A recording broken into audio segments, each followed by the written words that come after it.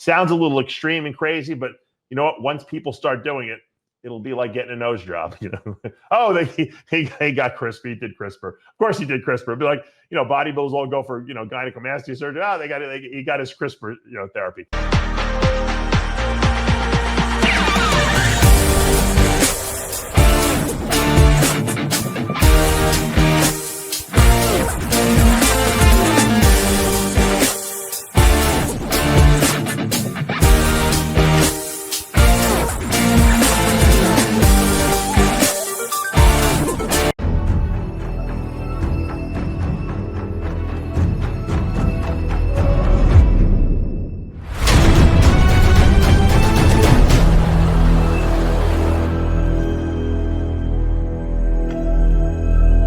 I created Species Nutrition with one mission in mind: to provide bodybuilders and serious athletes with no-nonsense supplements that work.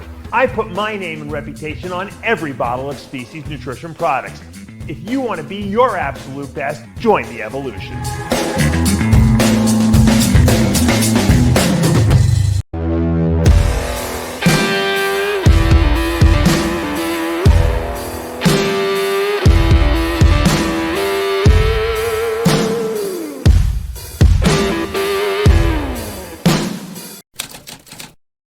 Do you think the future of PEDs will steer away from anabolics and more towards myostatin inhibitors and more anti-catabolic drugs? Myostatin inhibitors, you know, maybe anti-catabolics as the future of growth. I don't think that anabolics are going to ever be replaced, to be honest with you.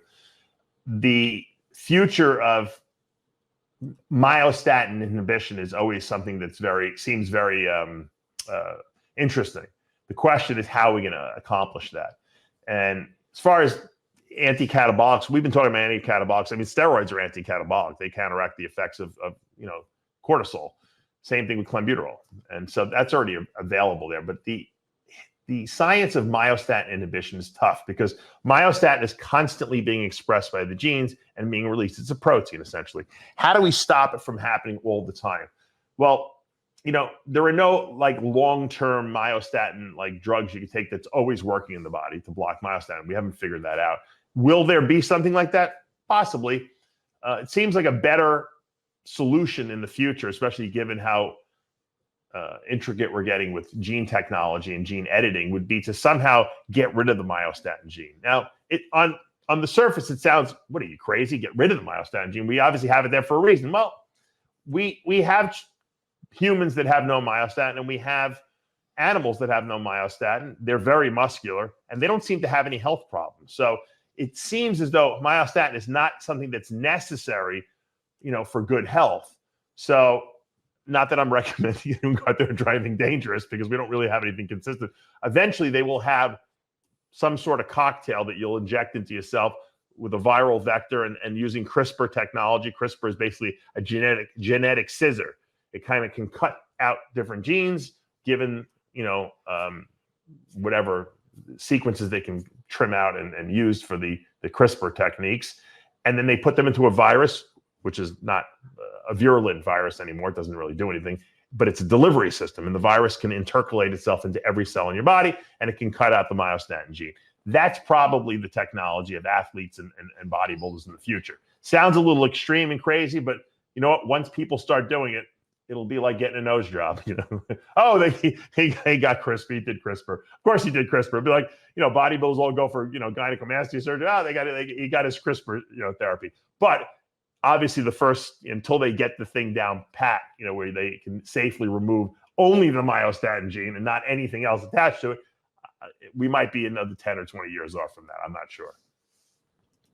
Let's go to Pete Pingle. So Ron Harris recently put out a couple of videos titled Mass Monsters, and you're featured in the second one. My question is, and you do get a lot of questions about your life as a mass monster, the good, the bad, about being that big. And then finally, do you miss it? You know, I saw Ron sent it to me. He sent me a link to it. And so I watched it. Thank you, Ron, for mentioning it. But I was a little horrified. I think he showed like I don't think it was the USA Championships or the Nationals. I don't remember what show it was from. Where where Matt Duvall was in there, Eric Fromm was in there. There was, I think, Mike Horn was there. All these guys, and I actually went. I actually beat all those guys in that show, interestingly enough. But they were all dead, and it was like I think it was only me and one other person was still alive in the whole life, and I was like, holy mackerel, that's kind of scary. But it's true, and it, I don't know if it has anything to do with how big we were or how big they continued to be.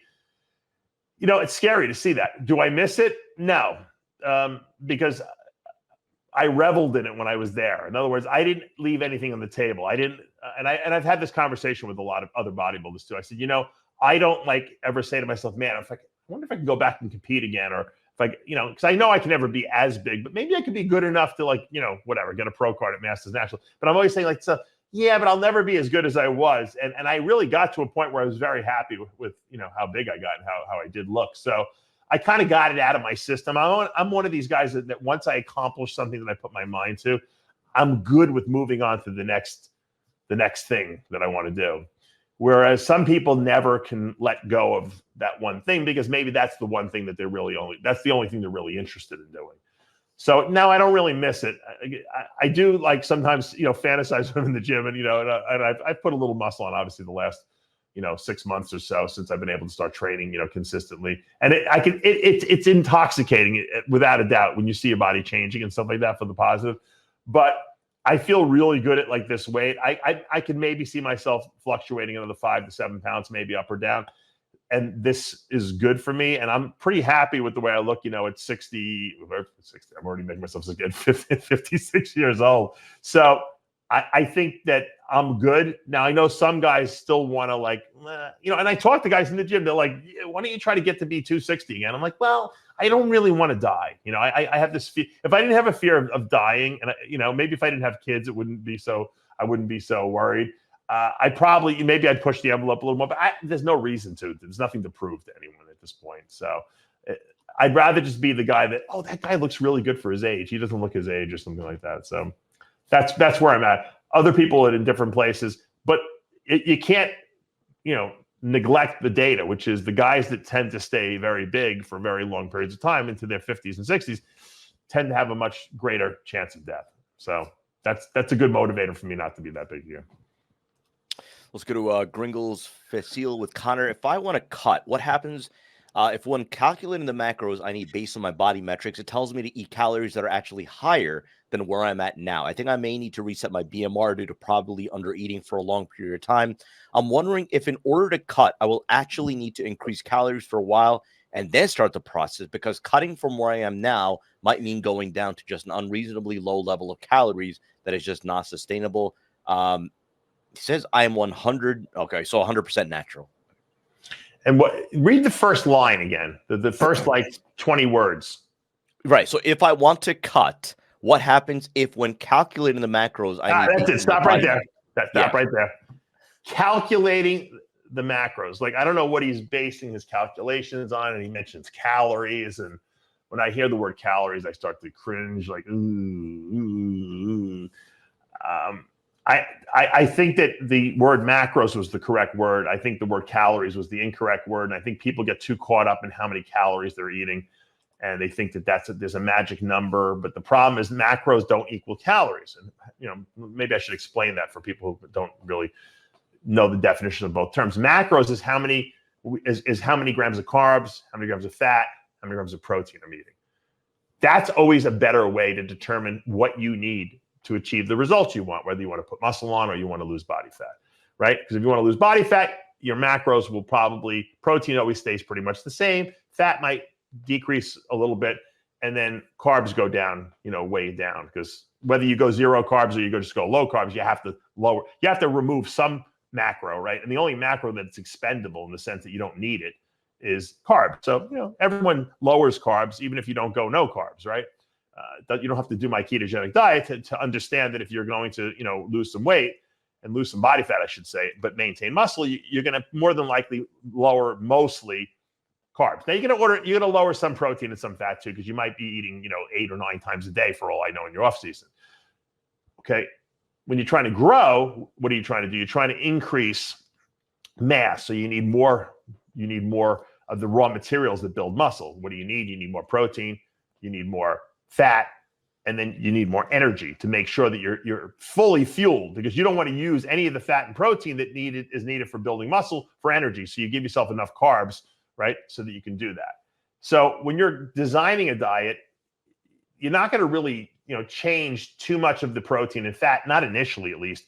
You're going to lower carbs first and then see how you start losing.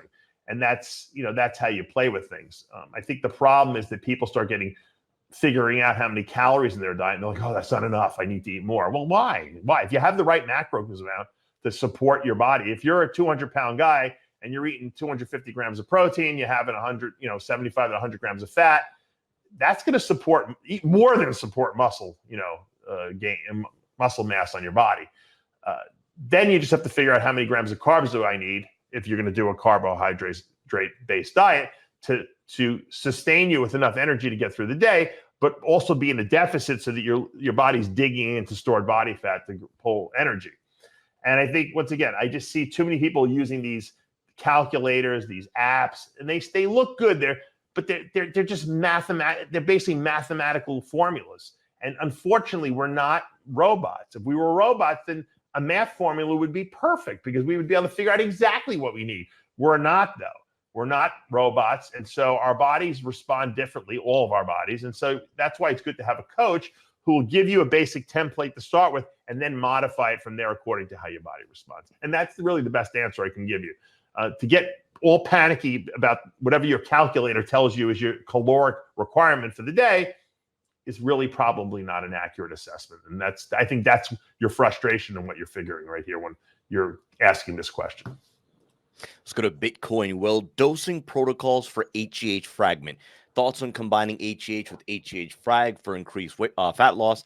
I've experimented with this combination, 2IU HGH Frag, 2IU HGH first thing in the morning, fasted and made significant reduction in body fat compared to just HGH 2IU a day. I'm wondering if the gains would be even more dramatic on 4IU of HGH or the side effects will outweigh it. In general, your input on HGH Frag and combining it with GH.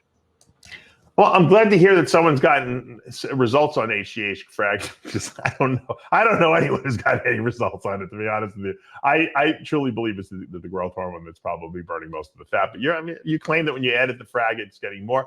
That's great.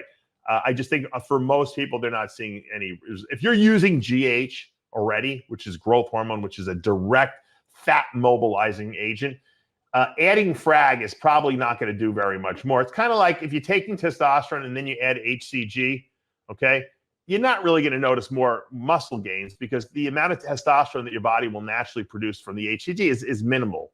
Now, most people do the HCG with the testosterone because when you produce local testosterone in your testicles, it can create more stimulation down there and people feel like they have a better sex drive from it.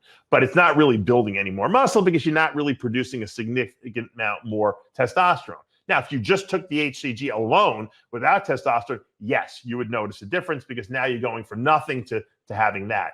Same thing with the way I see it. It's the same analogy with the GH and GH Frag. If you're not taking any injectable growth hormone and you're only using the Frag, you'll probably notice a little bit of fat burning from the stuff. It's never going to be as much as you would get from growth hormone itself. But if you combine the two, you're really not going to get anything significantly more than just the GH would cause. You're telling me you did.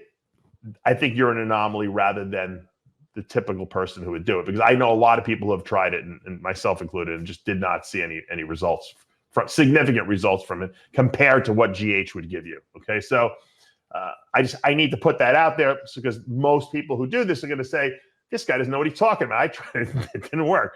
But it makes sense. But if you don't have the money and you don't want to do GH or you don't have access to it and you try the GH Frag, you might notice some fat burning from it. It's just not going to be as significant as what you would get from taking real GH.